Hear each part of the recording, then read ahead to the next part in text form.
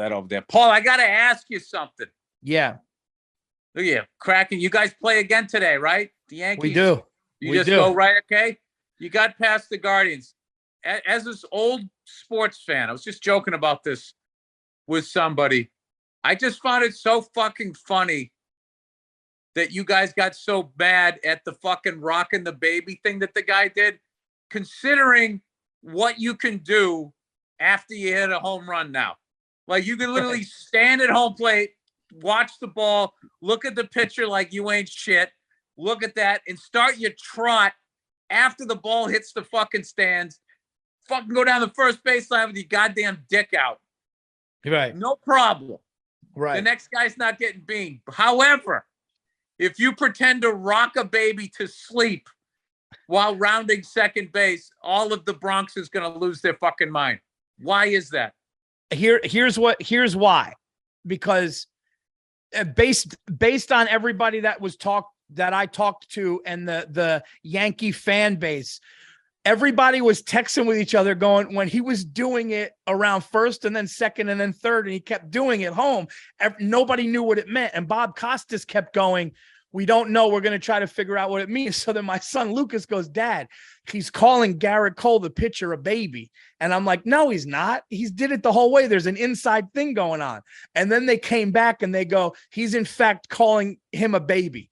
And nobody knew why he did it that long, because they thought it was personal because they were still losing when he did it. I thought you were saying he's your daddy, so he's rocking you guys to sleep like the Yankees are his baby. No, it was something with Garrett Cole, the pitcher. That's why he did it around the whole way, because they were losing. Then why did they chant "Who's your daddy" at him?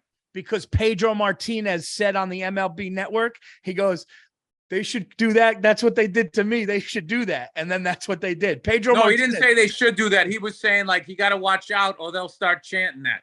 Oh, okay. Well, it took. But I feel like we shouldn't have went 5 with them. But I kind of like that we're going into Houston still playing when Houston's been waiting, because everyone's like, Houston's going to beat us. Houston's going to shit on us. And I'm like, dude, let's go. They had enough time to go out and buy 4 trash cans. You guys don't have I hope you guys have your Apple Watches, because they went to Home Depot. Somebody said they're still cheating, but I don't think they would cheat. Do you think they would be that? You think they would? I don't think they're going to cheat. Paul, they're all fucking cheating. Paul, the amount of fucking technology that's out there. I think the players are. I think the teams are. All of that shit.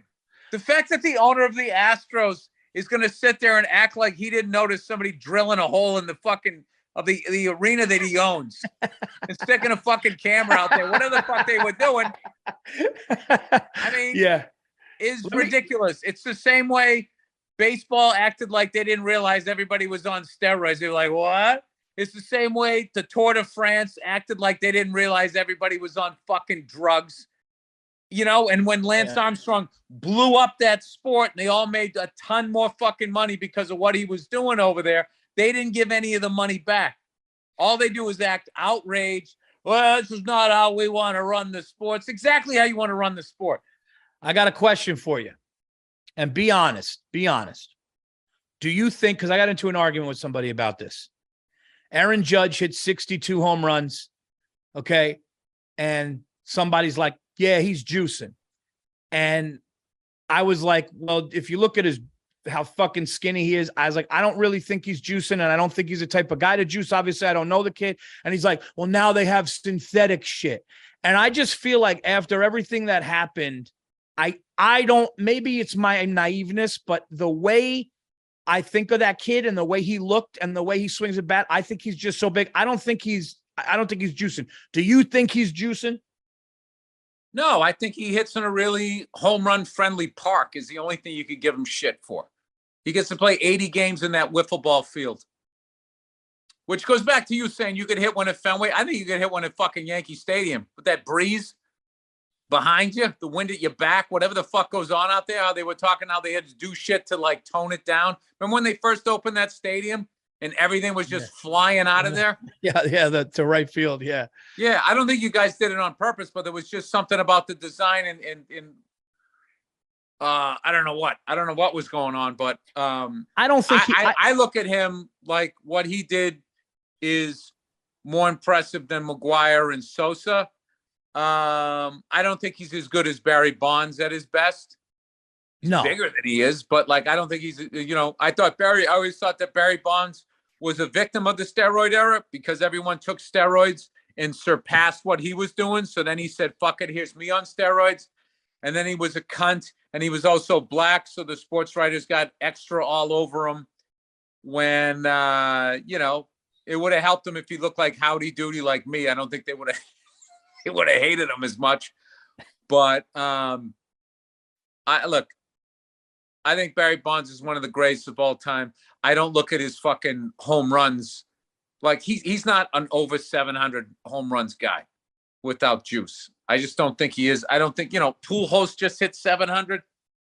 I look at all those guys, all these guys all of a sudden are like hitting fucking, they also like juiced up the ball. There's so much just different shit. Yeah. That I don't think I shouldn't have said all of those names because it's not all steroids, because like it's kind of like Dan Marino when he had that fucking season in '84. Those numbers stood forever, and they had to like change the game, protect the quarterbacks, protect the wide receivers. Then all of a sudden, his season is still an all-pro season. That whatever the fuck I can't remember what he threw. He threw for like.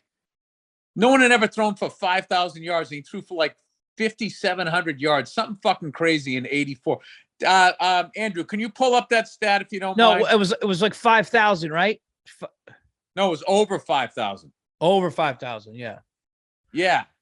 So he is that the year they went to the Super Bowl? Against the 49ers? 84. Yeah. 84 they did. So and then they were one game. Huh? You wanted Montana for 1984? No, Marino. I wanted Marino. So, and then all of a sudden, everybody, like, dude, before Marino came into the league, Joe Namath had the record. Most yards in a season passing was 4,007 yards. Like middle of the pack guys do that on a regular basis now. So he threw for how many? 5,077 combined passing, rushing, and receiving yards in 1984. Rushing and receive? No, Yeah, what did he throw? Rushing. He wouldn't rush or receive. Yeah. He threw. What did he throw for? It says total yards 5,077 yet. Yeah. Threw 5,000. So he threw for 5,000 yards. Now guys will throw, they'll have like 2-3 years in a row. Like the best guys can throw 5,000 yards in a fucking season. But like Dan Marino, 1984 Dan Marino with Duper and Clayton coming in here. I don't know what that guy would have thrown for like 6,000 yards. I think. So yeah. Did I even answer your question or I just start babbling like I always do? Sorry. No, you answered my question. You said you don't think Judge was cheating. I don't think he was cheating. I just don't. I think they're testing him like crazy, and I just don't. But I just got you got those pessimistic friends going like, yeah, he's not. Those guys that just like once like it was like the sport's ruined for him. I just like how he's the same size he was last year, but because this year he hit 62, now all of a sudden he's on juice. Yeah. I don't think he's on. I don't think he's on. Dude, he almost didn't do it. He caught here's the thing, dude, about Judge. He can't hit a breaking ball that's low and outside. That's his like kryptonite. So I'm glad he did it, man. Oh, I went on a rant on the Verzi effect. These dumb people booing this kid. New York, I got to tell you something, man. Every fan base has this. There's an arrogance that the New York sports fan has that the only thing that resembles it to me is the Dallas Cowboys, who, they didn't win and you go in the stadium and there. But there's a certain group of New York fans, it's probably all sports fans, but there's a New York fan that booed Mariano Rivera. They booed Jeter when he had like an 0 for 33 slump. They're never great to Patrick Ewing when he fucking carried that team on his back, the Knicks. And now this guy makes you stand up for him for a fucking month, chasing Roger Maris down. The ballpark is packed every day. And then he plays the Indians and he strikes out 3 times in a game and they're fucking booing him in a contract year, Bill, where he could go somewhere else and go, you know what? I'll go back home to California. A bunch of fucking idiots. Those guys don't deserve a kid like that, to watch a kid like that. You don't deserve to go to the ballpark with your son and watch a kid like that. Not to mention, as I've said for the longest time, for all the fucking sports team you have, thank God you have the Yankees, because they've won like 95% of your championships. Everybody else, other than the Giants, is fucking anemic. Anemic. Oh, dude, imagine some of the worst track records in sports. No, I can't. Dude, look at my Knicks, 73. Look at that. You know, look at Jets the Mets. Are 69, Giants are the Giants. But everybody else, Rangers. No, Mets aren't 69. Mets are 86. No, I said Jets. Oh. Jets. Yeah. Mets are 86. Dude, that's Yep. that's like 36 years ago. Yeah. And that's like not bad. 86 for these other guys. Who else they got? The Rangers are 1994. They've won one Stanley Cup since 1940. Since Japan bombed Pearl Harbor, they've won one fucking cup. Who boos that guy? Who boos that guy? Imagine taking like an 8-year-old kid and he sees him at Spoiled 62. brats. Yeah, it's ridiculous. Like a Bronx cheer is it's a statement of the success of the Yankees when they were winning 4, 5, 6 World Series per decade in the 30s, 40s, and 50s during that fucking heyday. So then what happened was they became so fucking spoiled that I think that's how it came about. So it is like it's an expression of how successful, when you're the most successful franchise in all the sports, that, I hate how, there's an expectation these fans have, and they cut to the fans that is a bunch of fucking losers. It's like, why don't you apply that same expectation on your fucking self? Maybe you'll have better seats.